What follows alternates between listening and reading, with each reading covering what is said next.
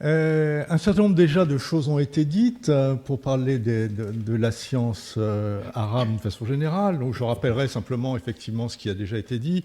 Entre le 8e et le 15e siècle, en gros, hein, l'arabe est une langue internationale du savoir, hein, ce qui veut dire, ce qu'on a déjà rappelé, que ce ne sont pas forcément des peuples arabes, mais des gens qui peuvent parler une autre langue, comme Al-Biruni qui parlait le persan, mais qui écrivent en arabe. Donc, pour simplifier, lorsque je veux dire mathématiques arabes ou savants arabes, il faut inclure un ensemble plus grand et plus vaste. Comme il a été dit aussi, ces sciences arabes intègrent des savoirs d'origine diverses. On a parlé de l'Inde, de la Grèce, de la Perse, etc. Et en retour, il y a une transmission vers d'autres régions du monde, comme l'Europe, mais comme là aussi l'a rappelé tout à l'heure Karine, la Chine ou l'Inde et d'autres régions du monde encore. Mais il faut bien dire aussi que pour le cas des mathématiques tout au moins, et je pense que ce n'est pas un cas isolé, dans beaucoup de disciplines et dans l'organisation même, l'influence grecque prend le pas sur les autres savoirs. C'est particulièrement le cas, notamment par exemple pour l'astronomie. On commence à traduire effectivement des traités du sanskrit, mais à partir du moment où on traduit l'Almageste, eh bien, ces savoirs prennent place dans une structuration qui est plus celle de la Grèce que celle d'autres civilisations. Pourquoi ? Parce qu'en même temps qu'on traduit la science, on traduit aussi la philosophie grecque. Et on traduit la théorie de la science, on traduit les rapports entre philosophie et science, et on va montrer par exemple une exigence démonstrative qui va être souvent affirmée de manière identique dans le cas grec et dans le cas arabe. Pour les mathématiques, les éléments d'Euclide, qui sont vraiment l'ouvrage phare des mathématiques grecques, par lesquels on va commencer l'étude des mathématiques, vont devenir un ouvrage fondamental, une sorte de modèle, grâce essentiellement à ce qu'il propose de système axiomatico-déductif, qui va être repris d'une façon générale par les mathématiciens arabes dès qu'ils le pourront, et ils le pourront souvent. Alors, parler de l'apport arabe, effectivement, en quoi ce moment arabe a pu modifier le cours de l'histoire des mathématiques, c'est ce que je vais essayer de suggérer plus que de montrer dans le temps qui m'est imparti, en prenant l'exemple de l'algèbre. L'exemple de l'algèbre, c'est un exemple un peu emblématique.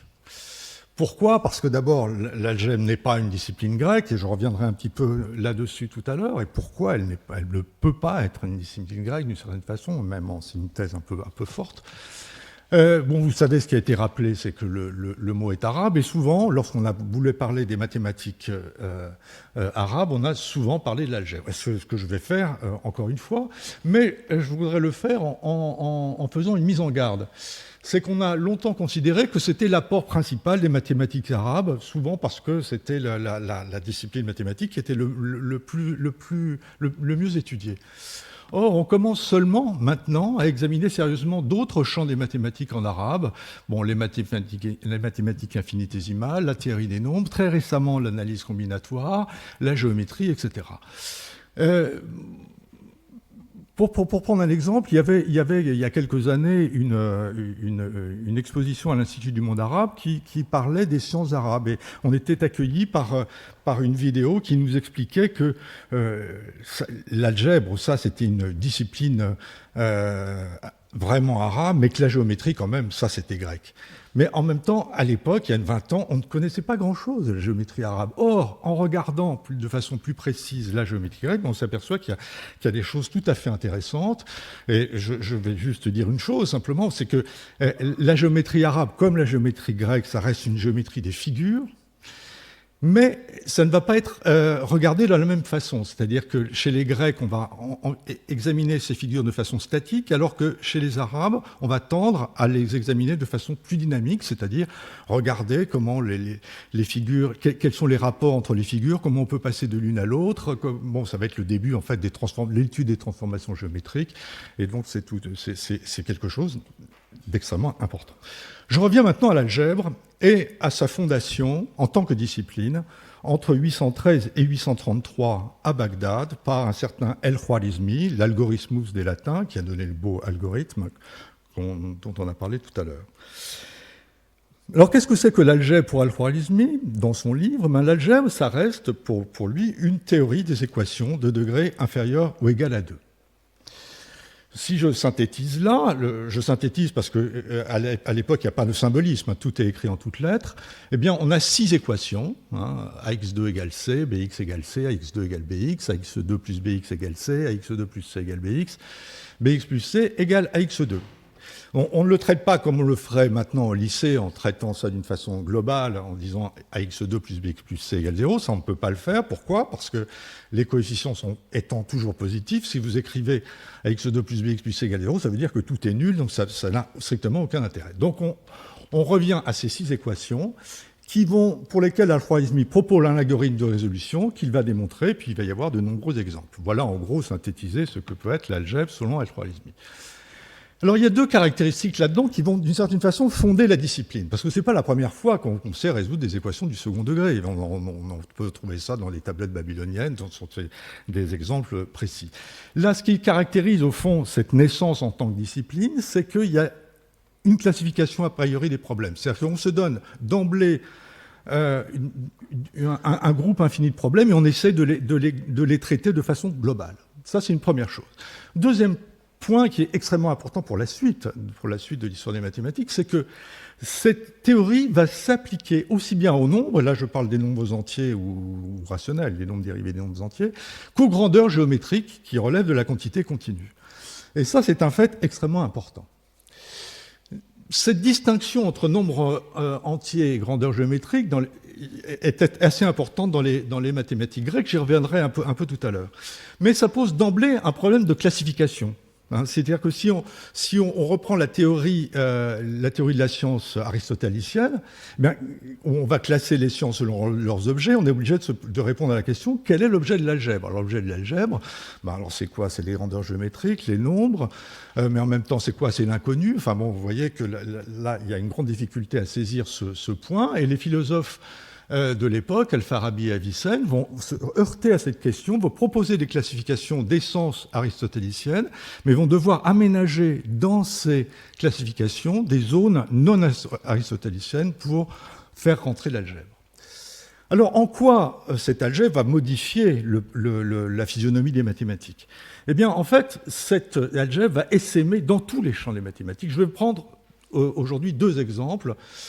Le rapport aux courbes géométriques et l'extension du domaine des nombres. Je commencerai par le 2e point. Donc, comme je l'ai dit tout à l'heure, les Grecs distinguaient les nombres en tant que nombres entiers et les grandeurs géométriques au point de ne pas mettre en place des théories qui soient communes aux 2 ensembles. Par exemple, lorsqu'on regarde les éléments d'Euclide, on va y trouver la théorie des proportions. Je ne rentre pas dans les détails de ce qu'est la théorie des proportions, mais cette théorie des proportions, elle va être traitée dans le livre 5 pour ce qui est des grandeurs géométriques, et dans le livre 7, ça ressemble étrangement quand même, pour ce qui est des nombres. Or, les mathématiciens arabes, et pas seulement les algébristes, mais peut-être l'influence de l'algèbre y est-elle pour quelque chose, ces mathématiciens arabes vont tenter de présenter ces théories de façon universelle, en rapprochant nombre et grandeur. On ne va pas les confondre dans un premier temps, mais simplement on va essayer de remarquer ce qu'il y a de commun aux deux choses. Mais mieux encore, on va effectuer des lectures algébriques, pourrait-on dire, de certains livres géométriques des éléments, et en particulier une lecture algébrique du livre 2, ce qui va être la naissance de ce qu'on va appeler plus tard l'algèbre géométrique, et du livre 10. Je vais prendre l'exemple du livre 10. C'est quoi le livre 10? Eh bien, le livre 10, c'est Euclide, dans le livre 10, va étudier un certain nombre de grandeurs irrationnelles. Alors, c'est quoi une grandeur irrationnelle? Considérez que vous avez un carré, ABCD.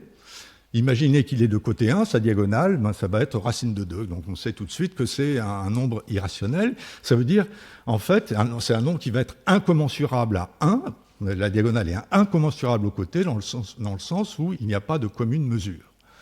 Bien, donc, vous voyez déjà que si le côté du carré est rationnel, la diagonale, elle est irrationnelle. Mais on peut construire plein d'autres irrationnels. Par exemple, si vous prenez la diagonale BC, vous écrivez EF égale BC, puis vous rajoutez à BC le côté du carré, vous avez une autre grandeur, EG, qui va être encore incommensurable et à la diagonale et aux côtés. Donc vous avez encore un autre type de grandeur, et vous pouvez multiplier les constructions, et vous pouvez construire comme ça plein de grandeurs irrationnelles que vous allez pouvoir classer. Et donc c'est ça qu'on trouve dans le livre 10, ce classement, cette nomenclature, et un certain nombre de propriétés qui sont démontrées. Or, une fois qu'on a introduit l'algèbre, qu'on a cette lecture algébrique du livre 10, eh bien, on va pouvoir résoudre par algèbre un certain nombre de questions du livre 10. Et par exemple, un certain El-Mahani, 50 ans après le Khwarizmi, va résoudre par algèbre le problème qui est de trouver la racine carrée, il y a une petite erreur, tiens, d'une apotomée qui est une catégorie particulière de grandeur irrationnelle. Et il va agir sur ces grandeurs comme si c'était des nombres, il va les multiplier entre elles, etc. Donc, ce qui pose quand même des problèmes, parce que pour les Grecs, on ne sait pas multiplier des grandeurs géométriques. En général, l'équivalent de la multiplication, si vous voulez, vous avez deux grandeurs, ben, vous prenez le rectangle formé par les deux grandeurs, mais vous n'avez pas d'opération arithmétique de cet ordre. Là, on est dans une autre figure. Et on observe ainsi, sous l'impulsion de l'algèbre, un infléchissement du traitement des grandeurs irrationnelles que l'on va tendre de plus en plus à donner des nombres sourds. Donc ces nombres sourds, pourquoi des nombres sourds? Bien, on va distinguer ainsi les nombres rationnels ou prononçables, muntar, et les nombres irrationnels ou sourds, assam, dans une opposition qui fait référence à la langue, comme d'ailleurs c'était déjà aussi le cas pour le grec. Donc le terme assam va être traduit en latin par surdus, puis en français par sourd, et ce qui va être un nom qu'on va rencontrer dans les mathématiques européennes jusqu'au XVIIe ou XVIIIe siècle, puisqu'on le retrouve encore dans l'encyclopédie d'Alembert et Diderot. Deuxième exemple, je ne sais pas combien j'ai de temps, il me reste 3 minutes. Bon, alors je vais être très rapide. Je voulais simplement vous parler des courbes.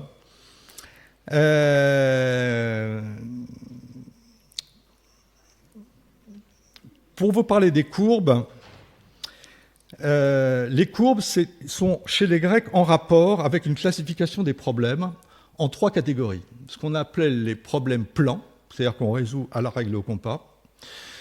Les problèmes solides, qu'on va résoudre en utilisant des courbes qui sont ce qu'on appelle des coniques. Les coniques, ce sont des courbes qui sont produites par l'intersection d'un cône circulaire avec un plan. Donc vous avez soit une parabole, soit une ellipse, soit une hyperbole. Donc c'est 3 types de courbes. Vous pouvez avoir un cercle aussi.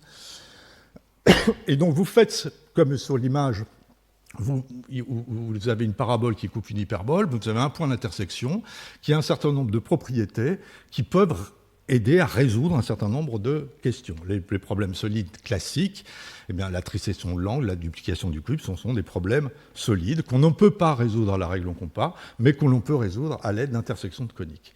Troisième chose, troisième catégorie, des problèmes qu'on a appelés grammiques, avec d'autres courbes qui sont des courbes transcendantes, qui peuvent aider aussi à résoudre des problèmes comme la quadrature du cercle. La quadrature du cercle est souvent présentée comme problème impossible parce qu'on ne peut pas le résoudre à la règle au compas, mais on peut le résoudre d'une autre façon. Ça veut dire, quadrature du cercle, trouver un carré qui a la même aire qu'un cercle donné. Alors, que vont faire nos mathématiciens arabes? Eh bien, ils vont s'emparer d'un certain nombre de ces problèmes et traduire essentiellement les problèmes solides en équations du 3e degré.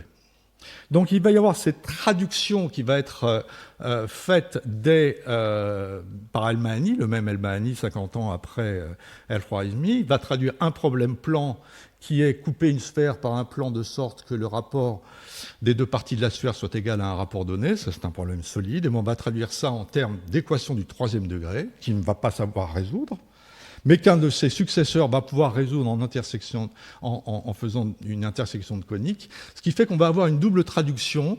D'abord, on traduit le problème en termes d'équation, puis on résout l'équation grâce aux coniques, et on peut ainsi résoudre le problème de géométrie qu'on avait au départ. On a ainsi un va-et-vient entre algèbre et géométrie, qui va mener vers des solutions géométriques à des problèmes algébriques, et à l'inverse, qui va donner des caractérisations algébriques à des objets géométriques.